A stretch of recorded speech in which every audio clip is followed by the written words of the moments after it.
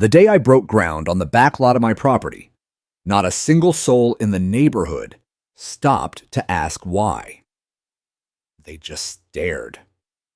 Some peeked through their kitchen blinds, others slowed their golf carts as they passed, casting long sideways glances like I was burying something illegal. But I wasn't hiding a thing. In fact, what I was doing couldn't have been more out in the open. I was planning food. It started with turnips and potatoes. Then came green beans, collards, tomatoes, and a mix of medicinal herbs I'd learned to cultivate back during my last deployment overseas. The soil was surprisingly fertile once you got past the first layer of suburban clay. I brought in compost from a local farm, tested the pH levels myself, and mapped it all out with military precision rows aligned to maximize sunlight, water retention trenches at the ready. I wasn't playing farmer. I was preparing. This land had been in my family since the 1950s.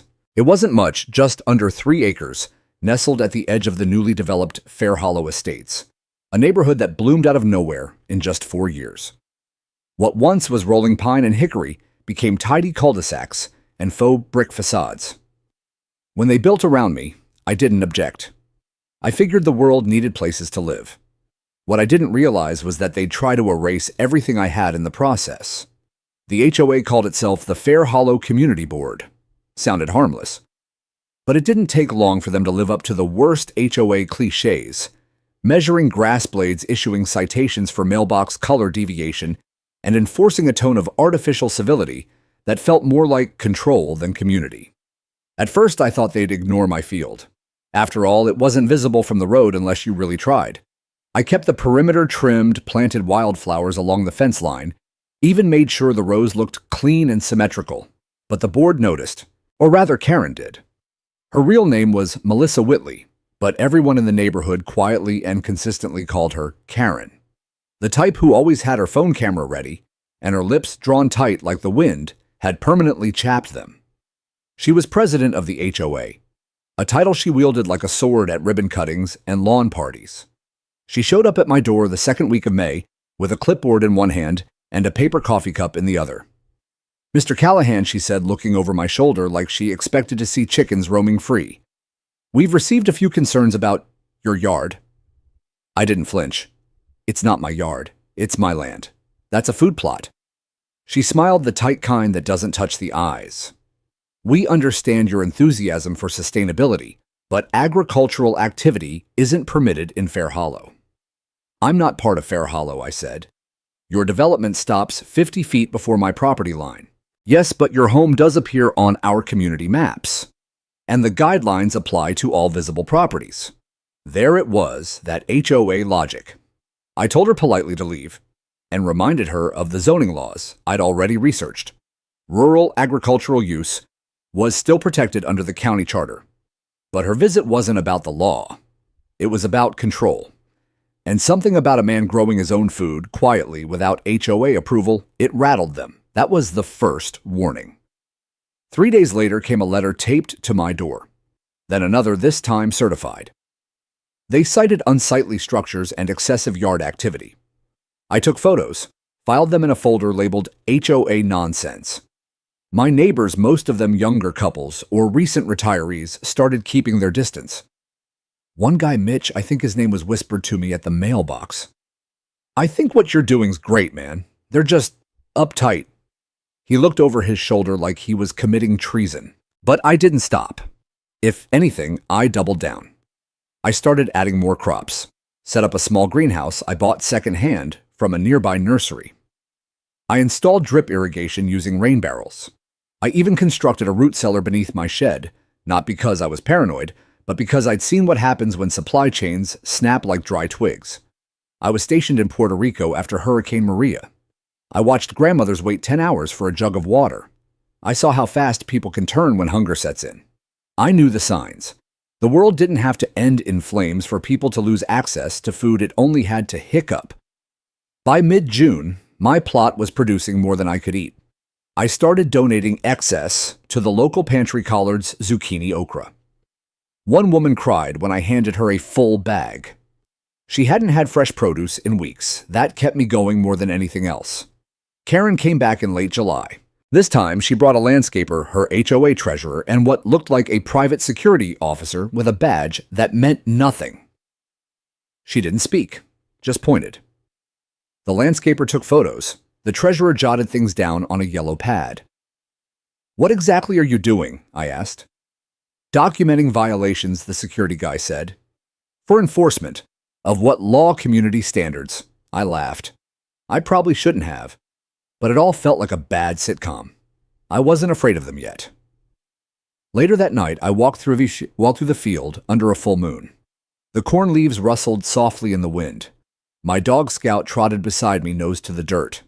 I thought about pulling out my old military trunk and digging up the folder labeled contingency plans, but I didn't, not yet. I still believed logic would win, that people would see the value in self-sufficiency, that maybe, just maybe when things got rough, they'd remember who kept growing while everyone else was posting pictures of brunch. I was wrong. It started with the yellow slips. At first, they were tucked gently into the crevice of my front door, HOA friendly reminders printed in cursive font with passive-aggressive cheerfulness. The first one claimed my irrigation barrels violated visual uniformity standards. The second noted that my greenhouse caused light reflection inconsistent with residential harmony. The third accused me of auditory disruption due to the sound of my compost tumbler. That one made me laugh. I pinned them to my fridge like war trophies. I wasn't trying to be defiant. But when you've spent years in uniform stationed in places where survival depended on cooperation and resourcefulness, it's hard to take seriously a committee obsessed with mulch color and decorative gnomes. Still, the notices kept coming. Then came the emails, polite but clipped. They usually started with "Dear Resident," despite the fact that every single one of them knew my name. HOA policy, I suppose. They escalated in tone, with each message trading the smiley euphemisms for citations and veiled threats about compliance hearings and remediation schedules. One morning, I walked out to find a laminated sign staked at the end of my driveway. It read, "This property is under review for non-compliance." The print was bold all caps, the kind you'd expect on a condemned building or pest infestation. It was bright red, made to shame. Neighbors walked their dogs a little faster past my lot that week. Some even crossed the street. I didn't remove the sign. I let it flap in the wind. 3 days later, during my weekly delivery to the local food pantry, I brought it with me. I leaned it against the crates of fresh vegetables. I was dropping off beans, onions, 3 dozen tomatoes, and bundles of herbs. The volunteers laughed. One woman took a photo. It ended up on social media. That same evening, Karen showed up at my place again. She didn't even knock, just stood in the driveway with 2 other board members behind her like backup singers. She had that same paper coffee cup, probably lukewarm and bitter like her smile. "Mr. Callahan," she began, "I'm here to address your ongoing refusal to adhere to Fair Hollow's aesthetic guidelines." "You mean growing food?" I asked, arms crossed. "Gardens are permitted within reason," she said, "but your setup exceeds the scope of personal landscaping." "It's not landscaping, it's survival," I said calmly. "We live in a community, Mr. Callahan. Your choices affect property values." I stared at her for a long second, letting that sink in. If your idea of value doesn't include access to food, maybe you're measuring the wrong things. Her jaw tightened. She stepped closer, clearly trying to assert some kind of power. "We filed a formal complaint with the county," she said. "Your property is being reassessed for zoning violations." That's when I smiled. Not a smirk, not a grin, just a small, quiet smile. "Karen," I said, lowering my voice, "you're standing on land classified as Zone RA since 1971. Rural agriculture. Your board may have bylaws, but they don't override county ordinances. I know this because I pulled the land records myself. Want a copy?" She blinked. The man behind her, some guy named Todd, who once complained to me that the HOA fined him for painting his garage door slightly off-white, shifted awkwardly. The third board member, Marcy, I think looked down at her tablet and mumbled something about confirming with legal. Karen didn't back down. She never did. "Well," she said, "I hope you're prepared for the consequences. You're making this more difficult than it needs to be." "No," I said. "You are." They left without another word. A week passed. then 2. No one returned. I thought maybe they'd moved on. Maybe they realized I wasn't bluffing and decided to focus their energy on some other crisis, like an off-color swing set or a rogue recycling bin. But I should have known better. One morning, I walked out to find a drone buzzing over my garden. At first, I thought it was just a hobbyist. Then I noticed the HOA logo stickered on its body. It hovered for a moment, then darted off toward the clubhouse. I filed a complaint with the county sheriff about surveillance, without consent. The deputy just shrugged and said, "That HOA again, I was being watched." A few nights later, I heard laughter in the distance. Not joyful laughter mocking. My neighbor's teenage son had taken it upon himself to create a TikTok video called The Doomsday Farmer of Fair Hollow. I found it when someone sent me the link. It showed aerial footage of my land, choppy and poorly edited set to ominous music. The comments were worse. Is he growing weed or end-of-days carrots, someone call the National Guard? He's building a bunker. Karen better call FEMA before he turns it into Jurassic Park. But not all of them mocked me. One woman username, @BePreparedMom, wrote, "If more people did what he's doing, we wouldn't be in line for powdered milk after every hurricane." Still, the ridicule stung. I didn't respond publicly. I never do. But I doubled the perimeter fencing and started rotating the crops more frequently. I began storing seeds in vacuum-sealed jars. I taught a free online class about home-scale food resilience using my setup as a visual aid. Over 900 people watched the live stream. Most of them weren't from my town. I could feel the temperature rising not just in the neighborhood, but everywhere. Summer was dragging on with drought warnings. A massive tropical storm was brewing off the coast. Supermarkets were already low on inventory. Supply chains strained. One local grocer had a sign posted, "Limit 2 cans per person on all vegetables." And still, the HOA pushed back more relentless with each week that passed. It wasn't just about appearances anymore. It was personal. My presence reminded them that their comfort was fragile, that their manicured lawns and uniform shutters weren't going to save them when the trucks stopped rolling in. One board meeting evening, I parked across the street from the clubhouse and just sat in my truck watching as neighbors filed in. Some looked over at me. Most didn't. I thought about walking in, speaking, showing them charts, data, crop yield graphs, emergency prep guidelines, even photos from the aid missions I led in Guatemala, Somalia, and rural Arkansas after the ice storm in '09, but I knew better. They weren't ready to hear it. They'd have to feel it first, and it wouldn't be long now. The truth is, I didn't start growing food because I thought the world would end. I started because I knew what it looked like when systems broke down. Not in theory, not from headlines, but with my own eyes, boots on the ground, hands pulling bodies from rubble, and mouths that hadn't had clean water in 3 days. My second deployment took me to a disaster relief zone just outside Port-au-Prince, after the earthquake flattened homes like dominoes and turned highways into scars. We weren't there to fight, we were there to fix. And I watched day after day how quickly desperation bloomed. Hospitals filled with injuries no one could treat. Parents fed their children sugar water because that's all they had. Aid trucks were hijacked. Distribution centers burned down. I saw how the civilized parts of people peeled away when hunger walked through the door. I carried those images home with me. Not as trauma, I'd made peace with the things I couldn't unsee, but as lessons. That's what prepping was to me. Not paranoia, not delusion, just preparation. Like buckling your seatbelt before the crash. After I left the service, I used my benefits to buy back this land from a cousin who wanted to sell it to a developer. I didn't have much else, not a family, not a pension fat enough to sit still on. But I had time, and I had will. So I started reading, studying. I dug through agronomy reports, USDA guides, permaculture blogs. I built raised beds with drainage systems modeled after techniques from Vietnam. I tested heirloom seed strains for yield and resistance. I read books on seed sovereignty and bartered with old farmers who taught me tricks you can't find on YouTube. I kept everything modest. No shipping containers, no camo netting or panic rooms. Just good food, good dirt, and systems that didn't rely on grid power. Still, people rolled their eyes. You expecting the apocalypse, they'd joke. No, I'd say. Just a storm or two. But storms come in more ways than one. By late August, the weather reports started changing. A tropical system stalled over the Gulf and began to strengthen. The spaghetti models varied, but most showed it crawling straight toward us. Local news started talking about backup water supplies and generators. Supermarkets got busy. Gas stations got lines.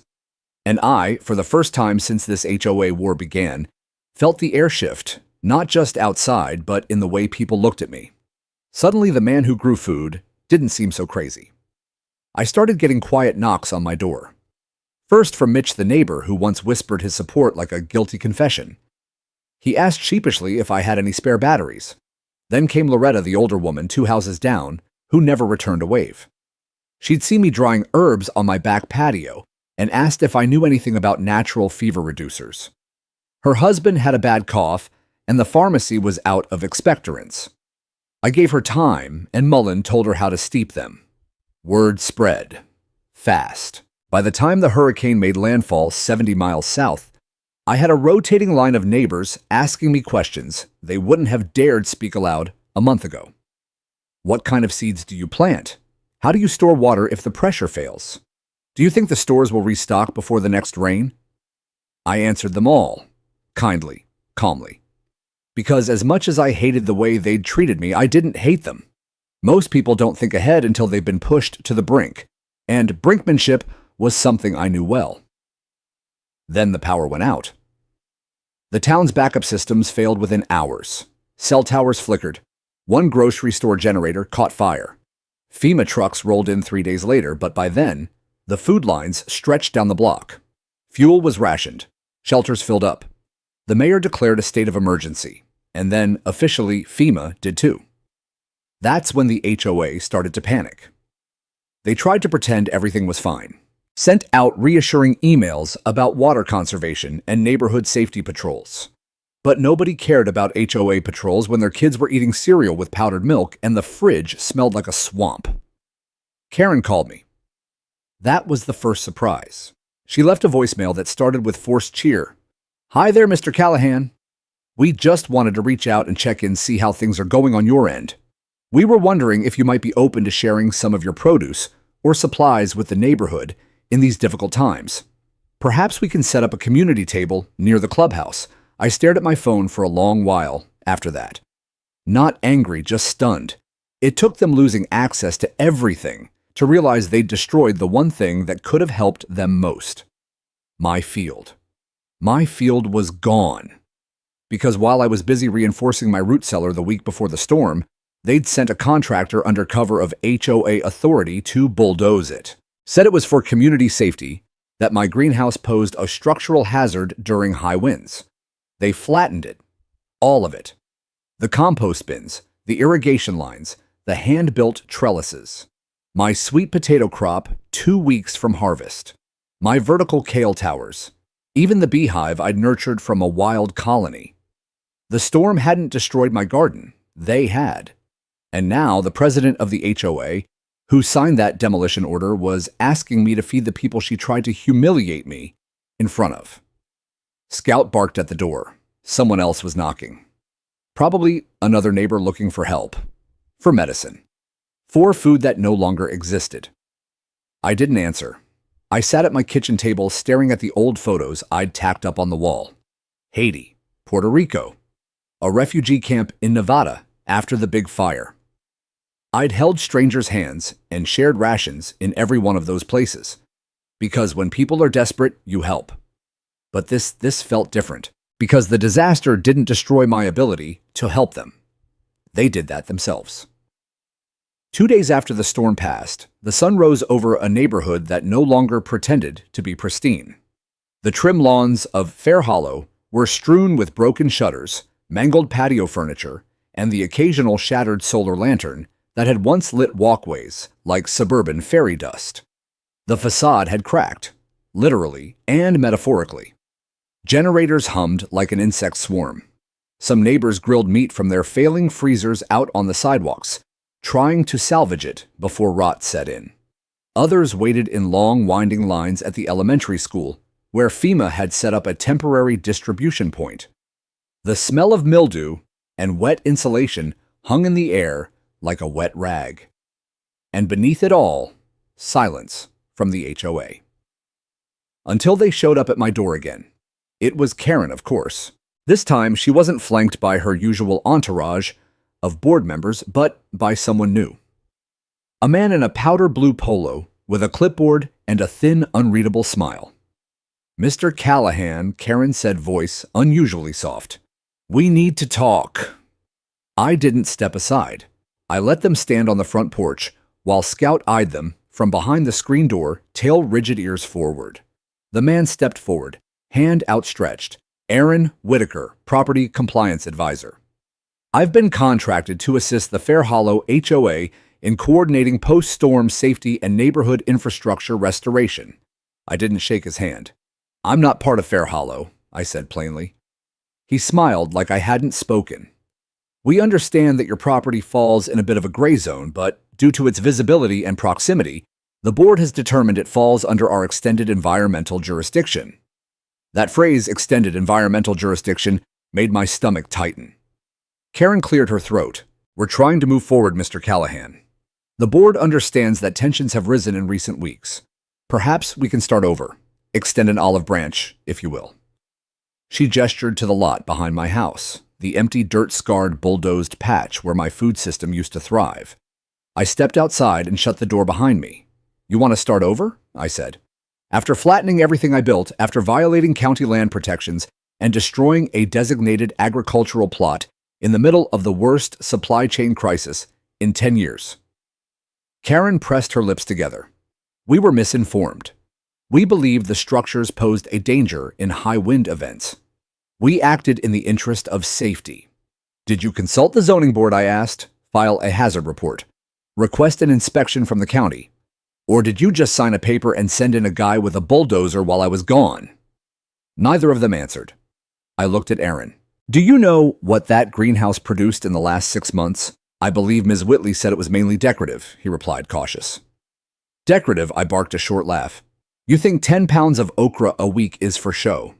You think heirloom tomatoes and medicinal herbs don't feed people? You think I grew 300 pounds of sweet potatoes for aesthetic harmony?"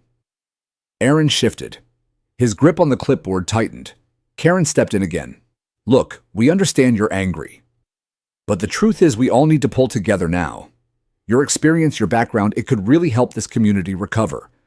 We're prepared to forgive previous non-compliance if you're willing to work with us." I stared at her. Cold. Unmoving. "What exactly are you asking?" She smiled again. Too rehearsed, too smooth. "We'd like your help restarting a shared garden. On HOA-approved land. The clubhouse lawn, perhaps? You could oversee it. We'll compensate you, of course." Modestly. "Think of it as healing." Healing. That was the word she chose. I stepped down the porch stairs and walked past them without a word. I crossed my yard past the dented rain barrels, the crushed compost bins, the shards of my old greenhouse glinting beneath clumps of uprooted carrots.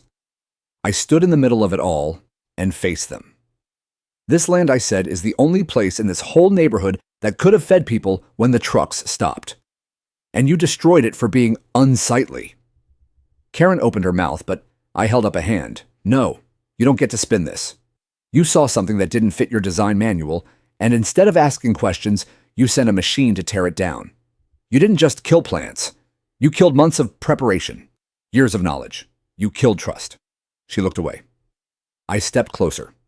"If people go hungry in this neighborhood over the next few weeks, and they will know that it won't be because of the storm, it'll be because of you." Karen's face tightened, but she didn't respond. Aaron looked genuinely uncomfortable.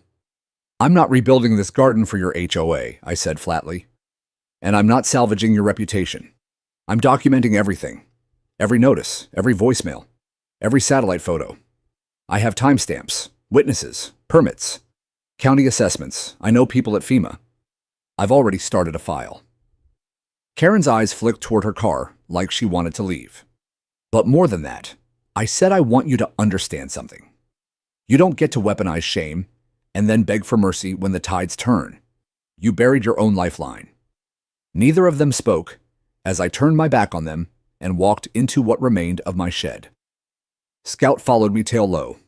I crouched and pulled out a weatherproof container tucked under a false floorboard.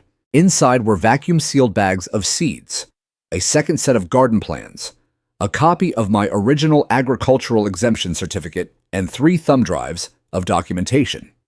I had prepared for this. Not exactly this, no, but something like it. Because storms don't just come from the sky. Sometimes they wear name tags and pass bylaws and smile while they cut your legs out from under you. But I wasn't finished, and I wasn't alone. That night, I got a knock on the door. It was Mitch, the whispering neighbor. This time he brought his teenage daughter and a box of salvaged wood. "Whatever you're doing," he said, "I want in. My kid wants to learn. You teach, we'll build." He looked over at the ruins of my field. "You can't grow on their land," he said, "so maybe we start using ours." And just like that, the tide shifted. Not because the HOA changed, but because the people around it finally did. The night before it happened, I was sitting on my back porch under a sky that had finally cleared of clouds. The stars looked sharp and brittle, like you could snap them right off the black velvet of the sky. Scout lay curled at my feet, and the air was thick with that post-storm hush, the kind that makes you think the earth is holding its breath. The gardens smelled like memory. Even though most of it was gone, the turned soil and crushed stems still carried that life scent stubborn and haunting. I hadn't gone out to the field since Karen and Aaron's little visit. It felt like mourning ground. I kept catching myself mentally watering beds that no longer existed, reaching for tools that had been buried under debris. I didn't sleep that night. Not really. I drifted in and out, head full of aching thoughts. Just before dawn, Scout started growling low in his throat. I sat up instantly alert. Years of service had hardwired my instincts. Certain sounds sliced through sleep no matter how deep. It was the distant rumble of heavy machinery. I threw on jeans and boots, grabbed a flashlight, and stepped outside. The noise grew louder. Not the sluggish grind of a delivery truck or emergency response vehicle. No, this was sharper, harsher. I rounded the side of the house and froze. A bulldozer was rolling down my street. Behind it, 2 flatbed trucks. On them were massive industrial dumpsters and what looked like earth-moving equipment. They turned onto the service road that bordered the far edge of my lot, the edge closest to Fair Hollow's manicured clubhouse. I felt my fists clench without thinking. Scout barked once, short and furious. I ran back inside and grabbed my phone. No notifications, no alerts. I dialed the county code enforcement office. Nothing. It was barely 6:15 a.m. I sprinted across the backyard and ducked behind the old hedge line as the first machine lowered its blade. They weren't just here to clean up storm damage. They were here for me. Men in reflective vests moved like they'd done this 100 times before, cordoning off the area, consulting clipboards, marking the ground with fluorescent orange spray. One of them rolled out hazard signs that read, "Unsafe structure debris removal authorized." But there was no debris here. This was deliberate, targeted. I stormed up to the nearest worker. "Who authorized this?" He barely looked at me, talked to the site lead. I found the lead, a tall guy in his 50s with sun-baked skin and a walkie clipped to his vest. I stepped right in front of him. "This is my land," I said. "You're trespassing." He didn't blink. "We have a work order." "From who? Fair Hollow Community Board." I laughed. "Cold? Short? They don't have jurisdiction here." He shrugged. "Doesn't say that on the order." I shoved my phone toward him, pulling up the scanned copy of my zoning exemption. He glanced at it but didn't stop the crew. The bulldozer was already inching forward, blade humming as it rolled toward the wrecked remains of my greenhouse. "You need to stop," I said, stepping in front of the machine. But he waved me off. "Sir, you need to step back for your safety." "My safety," I barked. "You're stealing the only source of food in this area that isn't dependent on a broken supply chain." By now, the machine operator had cut the engine. The lead walked to his truck, pulled out a folder, and handed me a paper. It was the HOA's demolition authorization. It cited post-storm cleanup provisions. Stamped, signed, not by the county, by Karen. Karen had forged an emergency claim, and she had filed it under an ambiguous clause in the HOA's disaster response guidelines, one I hadn't even known existed. The bulldozer started again. I stood helplessly as they tore through what was left, scooping up soil that had been carefully layered with compost worm castings, mulch. It was just dirt to them, trash. They tossed twisted bits of trellis and irrigation line into the dumpsters like junk. My workbench, my rain barrel filter, the bench my dad built when I was 12, gone. I tried calling the sheriff, busy lines. I tried calling the mayor's office, no response. I tried standing in front of the machines again, but the lead just threatened to have me removed for interfering with emergency operations. That was the moment I realized what kind of war I was in. Not the kind with guns and uniforms, but the kind where bureaucracy is the blade, and plausible deniability is the shield. They could call it a cleanup. They could call it safety. But I knew what it was, erasure. It took less than 2 hours. 2 hours to undo 2 years of work. When they finally rolled out, leaving tire tracks in my dead field, the quiet was deafening. Scout whimpered as he sniffed the barren earth. I dropped to my knees in the mud and ran my fingers through it. Still warm, still damp, but hollow, like the heart had been ripped out. Then came the worst part. Karen arrived. She didn't knock this time, just walked onto my property like she'd earned it. Her boots crunched over broken clay pots and snapped tomato cages. "I'm sorry it had to come to this," she said, not sounding sorry at all. "You knew it was protected land," I whispered. She tilted her head. "We believed it posed a risk. Better safe than sorry. You bulldozed food," I said, "in the middle of a supply crisis." She blinked. "It was never approved, because it didn't need to be." She sighed. "Well, at least now we can move forward. Clean slate." I stood up, took one step closer. "I want you off my land," I said. She hesitated. "You'll hear from my attorney." She smirked. "Oh, we're way past that. This was an emergency action. Good luck getting traction." I didn't say another word. She left. But this time, I didn't feel defeated. I felt something else sharp, clean, and cutting through the fog of anger. Clarity. They'd gone too far, and I had everything I needed to prove it. They thought they buried me. What they didn't know was I was a seed. The wind came back 3 days later, not as a whisper, not as a warning, but as a wall. It rose from the south like a clenched fist, dragging blackened clouds that swallowed the sun by mid-morning. No one expected a second round so soon. The first storm had already strained nerves and stripped away illusions of suburban comfort. This one arrived like a reckoning. Local news called it a rapid intensification event, a term I'd heard before in disaster zones. By the time the governor's office issued a statewide alert, most stores were already stripped bare from the first wave. Gas was gone. Batteries gone. Water people were boiling it in bathtubs and scraping rust from old rain collectors. I watched it all unfold from my kitchen window, arms crossed over my chest, as the first gusts tossed pine needles across the driveway. Scout lay by the door, tense but silent. He knew the drill. We'd been through worse, but never this close to home. The HOA sent out one last desperate newsletter begging residents to conserve resources and adhere to community cooperation standards. They promised that the board had a plan. But I'd seen their plan. It had been a bulldozer. Power flickered by noon, then died completely by nightfall. And that's when it happened, what FEMA would later describe as a critical infrastructure collapse compounded by mismanagement at the local level. What we in the neighborhood simply called the blackout week. First, the water lines, Yuan Yin system lines, backed up. Something about a valve failure at the treatment plant, either from pressure loss or damage from the storm. Toilets stopped flushing. Faucets hissed with air. The bottled water supply at the fire station ran out within 6 hours. People started posting desperate messages in neighborhood group chats, asking if anyone had extra to share. Then came the food crisis. Fair Hollow had always prided itself on proximity to upscale grocers and farm-fresh delivery options, but none of those mattered now. The delivery trucks weren't coming. The roads out of town were blocked by downed trees and sinkholes. Even FEMA convoys couldn't get through.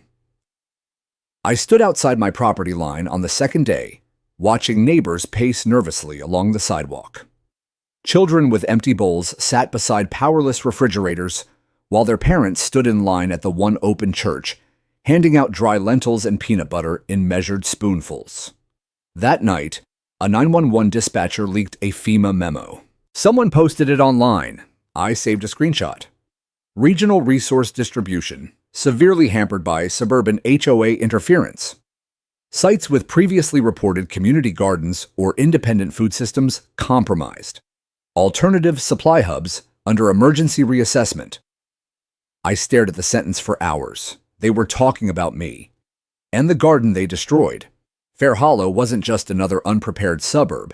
It was a liability because they'd bulldozed their own backup plan. Word spread fast. By the third night, Karen knocked on my door again. This time, she didn't come dressed like royalty.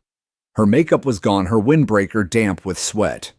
She looked smaller somehow, frayed, like someone whose reality had been unmade in the dark. "We need help," she said softly. I stood in the doorway, silent. "There are families with babies," she continued, "elderly people who haven't eaten since yesterday. We know you used to have food stored, seeds, supplies, please." Behind her, I saw flashlights bobbing through the darkness. Neighbors moved like shadows, some clutching buckets, others plastic bags. They weren't hostile. They were hungry. I said nothing. Karen pressed on. "You can hate me. I deserve that. But don't let people suffer because of me." Her voice cracked, not theatrical, genuine. And I wanted to believe her. I really did. But I also remembered the precision with which they signed the demolition order. The speed with which they erased everything I'd built. The smug certainty that their system would always provide. They hadn't just ignored my warnings, they'd mocked them. And now they came to my door hollow-eyed and hollow-bellied, asking for the thing they buried. I took a long breath, then stepped outside. "I don't have enough to feed everyone," I said. "The crops are gone. The root cellar's been looted, probably by the cleanup crew. But I do have this." I held up a laminated packet. Inside it, maps, planting plans, seed rotation charts, instructions for water purification and composting. Karen stared at it like I'd handed her a foreign language. "It's not a meal," I said. "It's how to survive the next one." She took it, slowly, carefully.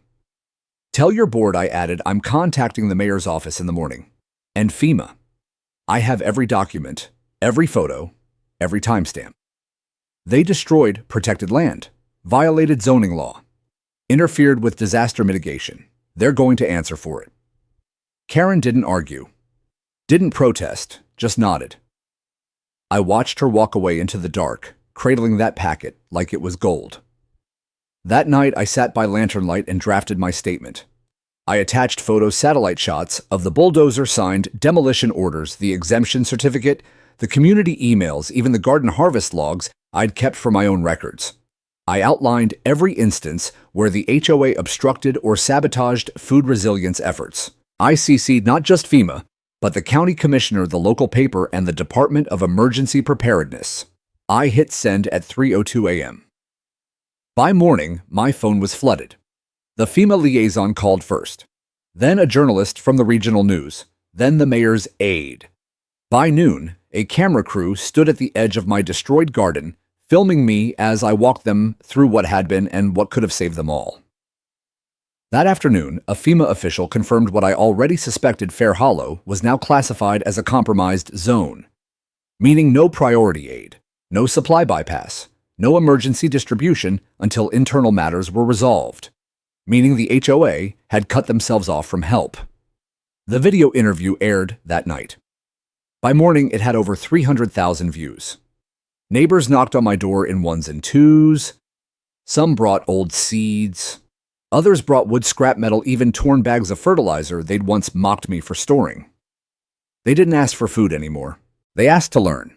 And so among the ruins, we began again. Not for them, not even for me, but for what had been lost and what we refused to lose again. The morning after the news segment aired, I stepped outside to a front lawn, littered with newspaper clippings and handwritten notes shoved beneath stones or taped to the mailbox. Most of them weren't signed. Some just said, "Thank you." Others were longer apologies scrawled in hurried penmanship, desperate acknowledgments of guilt disguised as gratitude. A boy no older than 10 left a Tupperware of muffins at my gate. A note read, "My mom said we laughed at you and she's sorry. I think your garden was cool. It nearly broke me." but not as much as what happened that afternoon. Karen returned again, this time with 2 HOA board members and a man wearing a navy blazer, his clipboard pressed to his chest like a shield. I watched them from my porch as they gathered in a huddle by my gate, visibly unsure if they should even knock. The irony wasn't lost on me. Just 2 months ago, Karen marched up this path like she owned it. Now she stood hesitant like a child caught breaking the very window she once called ugly. I let them wait. Eventually, Karen approached alone. Her hands were clasped tightly in front of her. She didn't have her usual coffee cup or the condescending tilt of her chin. Her eyes were swollen and puffy. She didn't look powerful. She looked human in that fragile, skin-thin way people only look when their illusions have cracked open like a dropped egg. "May I speak with you?" she asked. I nodded, but didn't invite her inside. We stood on the porch steps a few feet apart. Scout sat between us, ever watchful. She began slowly. "Mr. Callahan, I want to say something, not as president of the HOA, just as a neighbor." I waited. She swallowed hard. "We were wrong. I was wrong." She looked down, then back up. "I saw your garden as a nuisance, a challenge to order, to everything we thought a community should look like. I thought we were protecting our neighborhood, but really, we were protecting an illusion, one that couldn't hold up when things actually went wrong." I didn't speak. "I understand now what you were trying to do. I see how much you gave and how much we destroyed." Her voice cracked at that word destroyed. Behind her, the other 2 board members shifted uncomfortably. They were trying to keep up appearances, standing like sentinels in cardigans and khakis, as if the storm hadn't humbled them, along with everything else. Karen took a breath. "I'm resigning." That got my attention. "I can't speak for the rest of the board, but I can't continue leading a community I failed to protect." It wasn't melodramatic. There was no teary grandstanding, just a woman standing in the wreckage of her choices, finally realizing the damage they'd caused. I looked at her for a long time, then finally asked, "Why now?" She didn't hesitate. "Because I saw the footage. Not just the FEMA coverage. The video your neighbor Mitch uploaded. The one showing the garden, the volunteers, the food you gave away long before the storm ever came." Her voice grew quieter. "I saw what you built, and I saw what we took from you." Silence. Then, almost in a whisper, she added, "I also saw how people listened to you. Not because you demanded it, but because you prepared when no one else did." I studied her face. The cracks in her composure weren't for show. It didn't erase the past. Nothing could. But there was something I hadn't expected to feel in that moment. Pity, maybe. But more than that, I felt release. The rage that had curled inside my chest for weeks began to loosen. "Do you know what the worst part was?" I said finally. She looked up. "It wasn't that you bulldozed my garden. It was that you did it after I warned you. You knew what I was trying to build, and you saw it as defiance instead of stewardship." Karen nodded, her throat tight. "I'm not interested in your forgiveness," she said softly. "But I had to say it. I'm sorry." I nodded once, slowly. Then I handed her a folder. It contained copies of the very same survival guides I'd given FEMA. It also included detailed plans for rebuilding the garden as a community co-op, not under HOA jurisdiction, but through the city's new Emergency Resilience Grant, which I had helped push through thanks to that same interview. "Give this to whoever replaces you," I said, "and tell them it's their last chance to get it right." Karen took the folder like it was heavier than it looked. She didn't say another word, just turned and walked away, her shoulders hunched, not in shame, but in acceptance. I watched her disappear down the path she'd once ruled like a queen, and then I turned back to the land. It wasn't much yet, just dark earth and stakes marking out new rows, but the volunteers were already trickling in. Mitch arrived with plywood and a socket set. Loretta brought buckets of compost she'd started after watching one of my live streams. Teenagers showed up with wheelbarrows. Some of them had mocked me weeks ago. Now they carried sacks of mulch and offered quiet apologies through their actions. And just like that, the garden began to return. Not as mine, but as ours. We called it the Victory Patch. A nod to the past those wartime gardens planted in desperation. But this time it wasn't born of war. It was born of realization. And for the first time since the bulldozers came, I felt something I hadn't in weeks: hope. It was a clear morning when the news crew came. Not just the local channel that usually covered ribbon cuttings and bake sales, but a regional affiliate of one of the national networks. A woman named Helena Price stood in front of the battered community garden with her cameraman eyes sharp and blazer crisp, her voice perfectly modulated for tragedy. We stood among the half-rebuilt beds. Behind her, you could still see the scars on uneven earth, where rows of beans and corn used to thrive, the torn fencing waiting to be replaced, and just beyond that, the empty clubhouse with its silent flagpole and shuttered windows. Fair Hollow looked like a metaphor made real. She walked toward me with a practiced grace microphone in hand. "Mr. Callahan, thank you for agreeing to this." I didn't shake her hand. Not to be rude, I just didn't want to be part of a performance. Not again. "I'm not doing this to be a headline," I said. She nodded. "We understand. But what happened here, it's not just local anymore. People are watching." I led her and her team to a shaded part of the lot, where we'd set up a folding table and 2 mismatched chairs. It looked humble, and that was fine. The truth didn't need a stage. The interview began with the usual questions: what made me start the garden, what led to the tension with the HOA, how I felt watching my work be destroyed. I answered simply, plainly. I didn't cry. I didn't raise my voice. I didn't need to. The footage of the bulldozer already did that for me.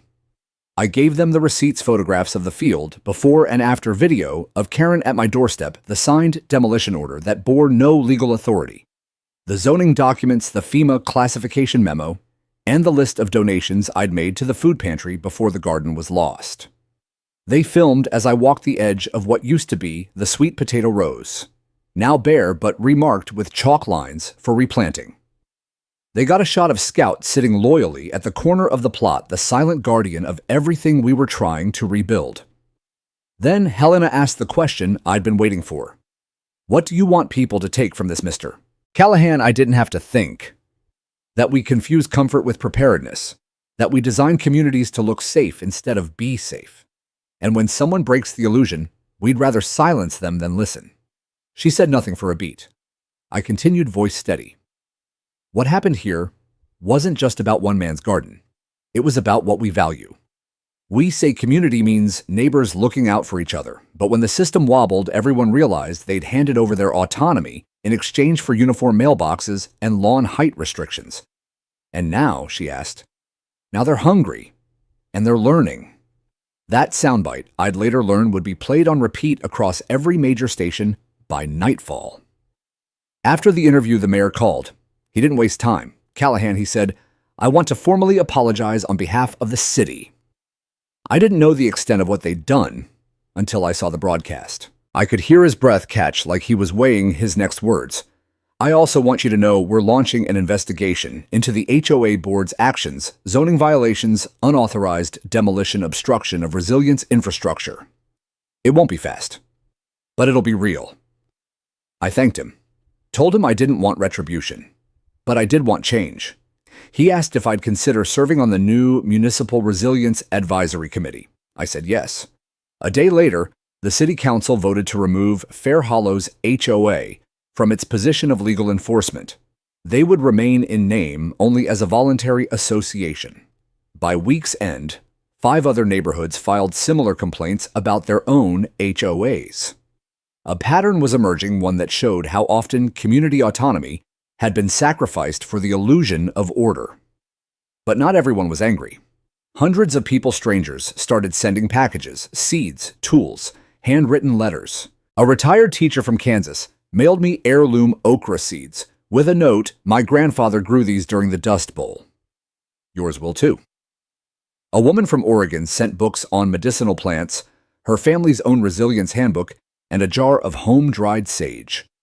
A city in upstate New York voted to fund 10 neighborhood gardens after watching the story on their local affiliate. Something was moving. It wasn't just about survival anymore.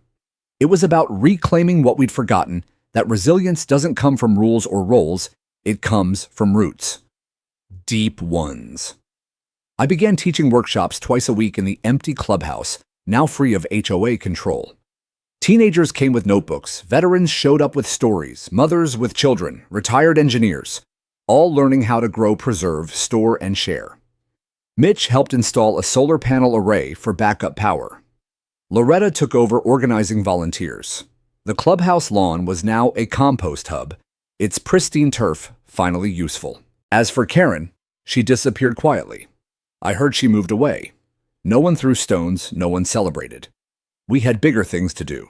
One afternoon, Helena called again. They want to run a follow-up, national, primetime. I told her maybe. But right now, we were planting cucumbers. The sun was out, and the soil was ready. The first subpoena landed on a Monday morning. I knew it was coming. After the news segment went national, everything moved fast. Lawyers got involved. County regulators started returning calls they'd ignored for years. The footage of my bulldozed garden, especially the before and after satellite overlays I had submitted, wasn't just a local scandal anymore. It was Exhibit A in what would become a sprawling investigation into HOA overreach. The subpoena wasn't for me. It was for the HOA board. I stood at my mailbox, thumbing through the envelope's thick packet of documents as the mail carrier nodded with a faint smirk. "Been delivering a lot of these lately," he said. "Looks like someone finally lit a fire." He wasn't wrong. Within a week, the entire Fair Hollow board had been summoned to a county hearing. The charges ranged from zoning interference and destruction of registered agricultural use land to fraudulent misuse of emergency authority. At first, they tried to deflect, claiming confusion, acting like the demolition was a miscommunication during the storm. But documents don't lie. My carefully archived evidence, the emails, voicemails, video footage, timestamps, cut through their excuses, like a scalpel. The hearing was open to the public. I didn't want to go. I didn't need revenge. I already had something better vindication. But I went anyway because too many people were now watching. Not just from Fair Hollow, but from neighboring communities, from counties, from out of state. I arrived early, sat in the back, Scout stayed home. The room was buzzing, a strange mixture of anticipation and shame. People who used to cross the street to avoid me now nodded solemnly as I walked past. Some looked down. Others whispered apologies I didn't need. When the HOA board entered, Karen wasn't with them. She'd officially resigned and vanished from town shortly after the news broke. No one knew where she'd gone.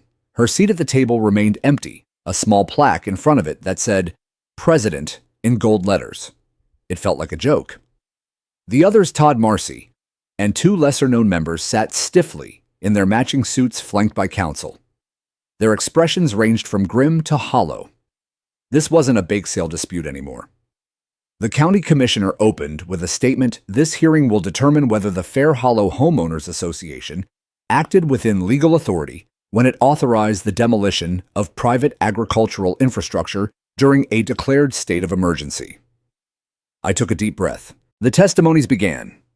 The city zoning director confirmed that my property was registered under rural agricultural zoning since the 1970s and had never been reclassified. A FEMA representative explained how Fair Hollow had been downgraded in the emergency relief map due to internal mismanagement. The city attorney presented documents proving the HOA had no jurisdiction over my land and had filed forged permits using emergency clauses intended for hazardous debris, not edible gardens. Then came my turn. They called me to the front and I walked slowly, deliberately. My boots echoed against the tile. I spoke clearly, not with anger, but with clarity. I am a retired service member. I've served on humanitarian missions across 4 continents. I've seen communities collapse in a matter of days. That's why I built my garden. Not to rebel, not to show off, but because I knew it might save lives when systems failed. I paused, let the silence settle. The HOA didn't just bulldoze food. They bulldozed preparation. They destroyed the only functioning, self-sufficient source of nutrition within walking distance of dozens of homes just days before a second storm knocked out power, water, and access to supply lines. I held up the photo of a child at the food line hollow-eyed, clutching a sandwich made from pantry donations. They called my garden unsightly. Then they begged me for what it used to provide. The room was dead quiet. When I finished, I returned to my seat without looking back. The hearing ended with a recommendation to dissolve the Fair Hollow HOA's enforcement authority entirely. The county would place the neighborhood under municipal oversight until a new elected and regulated board could be formed with real transparency, term limits, and a strict prohibition against land actions outside their domain. It was a win. But not just for me. Other communities began reaching out. A woman from Tennessee emailed me with a similar story. Her HOA had fined her for planting fruit trees, then tried to claim ownership of her harvest during a drought. A retired firefighter in Arizona sent photos of his native herb garden torn up under the pretext of fire risk. The stories kept coming. Soon a group of us formed an online coalition, Sovereign Sprouts. It started small, just a place to share advice templates, legal resources. But within 2 months, we had over 10,000 members. City planners, retired farmers, teachers, veterans, young families, people who were tired of being punished for trying to feed themselves. We began lobbying for state-level protections, the Food Resilience Freedom Act. It proposed legal safeguards for small-scale, non-commercial agriculture within residential zones regardless of HOA regulation. By year's end, we had 3 state senators co-sponsoring it. And through it all, the garden grew again. This time, it wasn't just mine. Each bed was adopted by a different neighbor. Mitch built a rainwater harvesting system that fed drip lines across the whole lot. Loretta ran compost workshops from the old clubhouse. Teenagers maintained the bee boxes. Every weekend we met for seed swaps and soil testing and quiet conversations about the things we used to take for granted. One Saturday, I stood in the middle of the garden and looked around. The kale was thick and sturdy again. The tomatoes glowed red like lanterns, and the air was filled with the scent of basil and pine mulch. A girl no older than 12 stood beside her mother, holding up a potted cucumber sprout with both hands. "This one's mine," she said proudly. I crouched beside her. "That's a good one." She looked up at me. "My mom says you saved us." I shook my head. "No, sweetheart. You all saved yourselves. I just planted the first seed. And maybe that was all it took." It took nearly a year for the scars to fade. Not the physical ones, the ruts from the bulldozer were still there subtly beneath the soft rise of new grass and mulch. But the deeper ones, the betrayals, the ridicule, the hollow silences of neighbors who once scoffed at me, those began to fade with each season like frost receding from a pane of glass. By spring, the garden had returned in full force. Not as a copy of what it once was, but something greater, something layered. We added trellises made from salvaged fence wood, raised beds crafted from old pallets. A hand-painted sign at the gate read, "Community roots grown by everyone." We didn't ask the HOA's permission, because the HOA as it had existed no longer had the power to grant or deny it. The city officially integrated the lot into a resilience zone, a new designation formed in direct response to the incident. It provided grant-funding legal protection and zoning immunity for community agriculture projects. Ours was the first. Others soon followed. Fair Hollow changed, slowly but meaningfully. The clubhouse no longer held board meetings about mailbox paint shades or whether flags were too political. Instead, it hosted seed banks, cooking workshops, and solar water purification demos. Loretta at 68 became an unlikely icon, leading Saturday canning circles and managing a barter wall where neighbors exchanged preserved foods, repair services, and seedlings. Even the children changed. Once hidden behind video screens and structured playdates, they now spent afternoons chasing butterflies between rows of beans, learning to identify herbs by scent, and watching bees move in synchronized dance. They didn't call me Crazy Farmer anymore. They called me Mr. Joe, or sometimes just Sir. There was a day in late summer, hot bright, the kind of day that makes tomatoes explode with color, when I stood on the edge of the garden and just listened. To the wind moving through corn stalks, to laughter, to life. It wasn't perfect. There were still problems, occasional bickering over water schedules or compost smells. But they were real problems rooted in effort, not control, and that made all the difference. I no longer feared Karen's return. Her name still came up now and then, like a fable, a warning tale.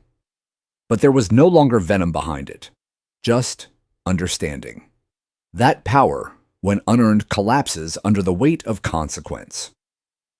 One afternoon, I received a letter, not from her, from a city official in a small town across the state.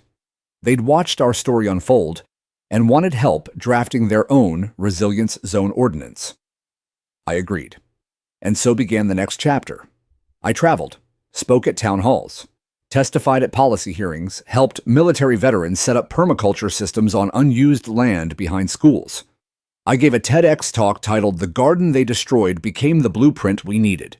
It went viral. Sovereign Sprouts, our once humble online coalition, became a registered nonprofit. We partnered with local governments, trained volunteers, built mobile education kits. Every workshop ended with the same phrase: prepare quietly, grow publicly, heal collectively. But always, I came home. Because here where it started is where I felt most grounded. I rebuilt the greenhouse, this time with insulated panels and a solar venting system.